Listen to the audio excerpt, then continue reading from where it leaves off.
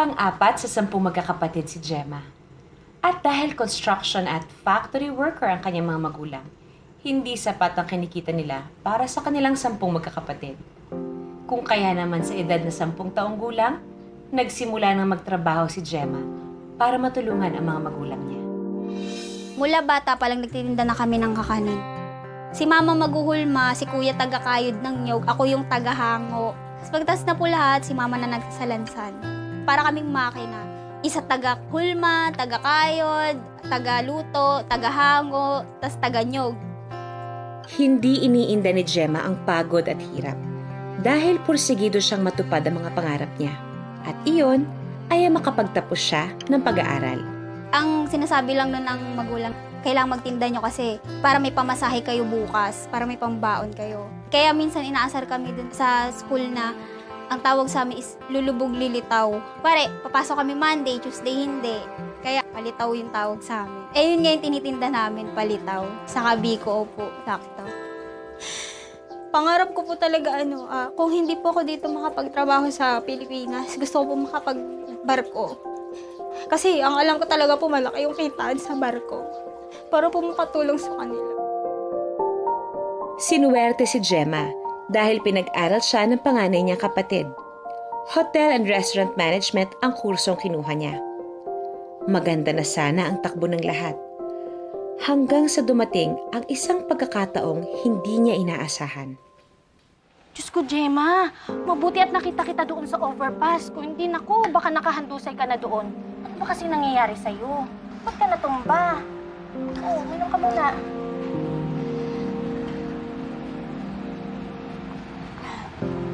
Hilo lang ako, ate. Baka pagod lang po. Pagod? Eh, ilang araw ka nang namumutla, Gemma. Pa-check up ka kaya? Nag-OJT po ako sa hotel, sa Cubao.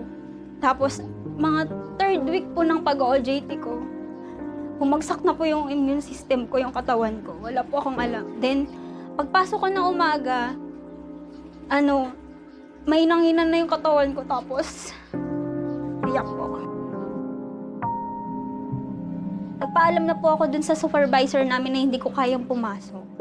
Then, paglabas ko po ng hotel, sumuka na po ako. Halos hindi na po ako makalakad. Tinext ko yung mama ko, sabi ko, hindi ko na kaya. Nagdesisyon ng mga magulang ni Gemma na dalhin na siya sa doktor. At dito nila nalaman ang totoong sakit ni Gemma, ang chronic kidney disease. Ate, may sakit daw po ako sa bato. Kailangan ko raw po mag-dialysis. Dialysis? Eh, di ba panghabang buhay yun? Saka mahal yun. Oo, pero baka di na kailangan ni Gemma. Malakas ang kapatid mo. Tingnan mo nga si Gemma. Paano yun nasabing kaya niya yun? Yung dialysis, panghabang buhay na sakit yun. Nakita po na mataas po yung kreya ko, umabot ng 1,000. In denial po yung parents ko kasi hindi nila tanggap kasi alam nila yung pagsalitang dialysis, alam po nila na lifetime na. Na ayaw nila ako ipa-dialysis kasi pag nag-dialysis ka, mamamatay ka din. Isa ako sa mga unang nurses na nag-handle sa kanya nung na-diagnose siya ng CKD. CKD stage 5. Actually, nung una, nakakatheter pa siya doon sa leeg. Pagka nasa stage 5 ka na, kailangan talaga niyan continuous na dialysis. Lifetime na yon, mas gagaling si Gemma kung makakapagpa-transplant siya. Pag-graduate na po ako nun eh.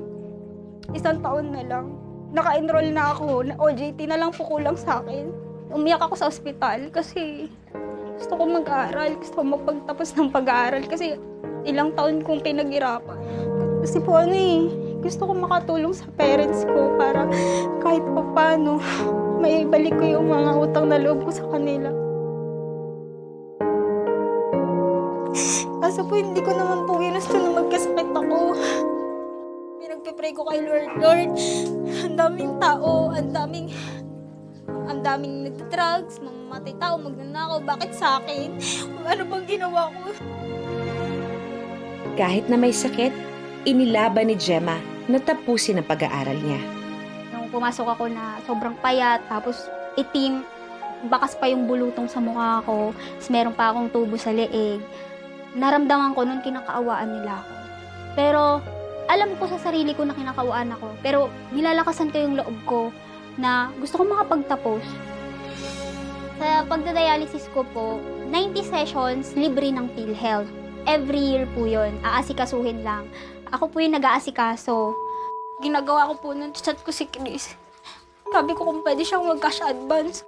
Siyempre po, yung iba po nagagamit pa for confinement. Kulang po talaga sa akin. Ang ginagawa ko po talaga, nag-relieve ako ng isa. Parang hindi ako nag-dialysis isang beses. Sa next magda-dialysis ako. Ganun po. Twice a week po, lumiliban ako ng isa para mapagkasya ko siya sa buong isang taon. Nakapagtapos ng pag-aaral si Gemma